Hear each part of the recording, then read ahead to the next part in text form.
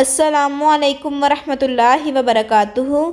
Medical کے کچھ student college کے باہر خوش گپوں میں مصروف تھے کہ اچانک ایک گاڑی بڑی تیزی سے آئی، اس کے درمیان میں کھڑے لڑکے کو ٹکر مار دی۔ باقی لڑکے بال بال بچ گئے۔ جس لڑکے کو چوٹ لگی تھی اسے فوری ہسپتال منتقل کر دیا گیا۔ چونکہ وہ میڈیکل کا اسٹوڈنٹ تھا اس لیے اس کے باقی ساتھی بھی پہنچ گئے۔ فوری طور پر خون کے نمونے لیے گئے، علاج شروع ہو گیا۔ ایکس رے رپورٹ آ گئی۔ ڈاکٹر نے اس کو بتایا کہ اس کے گردے کو سخت چوٹ لگی ہے، اس میں سے خون رس رہا ہے، اگر فوری نہ نکالا گیا تو موت واقع ہو سکتی ہے۔ میں آپ سے یہ فیصلہ لینے آیا ہوں، وقت کم ہے، آپ کو فوراً فیصلہ کرنا ہوگا۔ اس اسٹوڈنٹ کے موقفت کے سوا کوئی چارہ نہیں تھا۔ فوری طور پر آپریشن ہوا اور گردے کو نکال کر لیبارٹری میں ٹیسٹ کے لیے بھجوا دیا گیا۔ 2-3 دن گزرے، اسٹوڈنٹ ابھی تک اپنے بیڈ پر ہی تھا کہ وہ ڈاکٹر جس نے لڑکے کا آپریشن کیا تھا مسکراتا ہوا اس کے پاس آیا۔ ڈاکٹر نے کہا کہ کیا کبھی تم نے قضاء و قدر کے بارے میں سنا ہے؟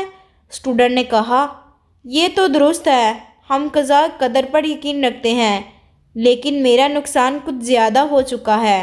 ڈاکٹر کہنے لگا میں نے بھی تمہاری طرح قضاء قدرت کو سن رکھا تھا، مگر جب ہم نے تمہارا معاملہ دیکھا تو مجھے قضاء قدرت پر اور زیادہ یقین ہو گیا۔ پھر اس نے بتایا کہ جب ہم نے تمہارا گردہ نکالا تو لیبارٹری میں اسے ٹیسٹ کے لیے بھجوایا۔ جب اسے ٹیسٹ کیا گیا تو معلوم ہوا کہ گردے میں کینسر کا آغاز ہو چکا ہے۔ میڈیکل میں اس قسم کے کینسر کا علم کافی عرصے بعد ہوتا ہے۔ اس وقت علاج ناممکن ہوتا ہے اور مریض کی موت واقع ہو جاتی ہے۔ تم بہت خوش قسمت ہو کہ گردے کے کینسر کا بالکل ابتدائی اسٹیج پر علم ہو گیا اور تمہیں کینسر زدہ گردے سے نجات مل گئی۔ دیکھو بیٹا، گاڑی نے تمہیں اسی جگہ ٹکر ماری جہاں پر کینسر تھا۔ اللہ تعالیٰ تمہیں دوبارہ زندگی دینا چاہتا تھا۔ بلا شبہ یہ قضائے قدرت تھی کہ تم اس بلڈنگ کے نیچے کے ٹھہرے ہوئے اور اوپر گاڑی کے اتنے سارے لڑکوں میں صرف تم ہی ٹکر ماری۔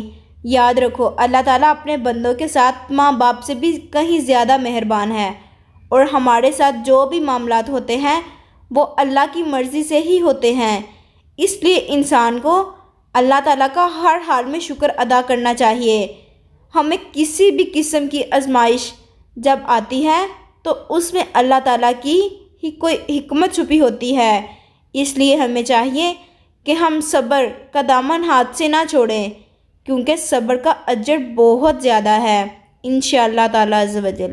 اگر یہ آپ کو ویڈیو پسند آتی ہے تو لائک، شیئر اور سبسکرائب لازمی کریں۔ شکریہ۔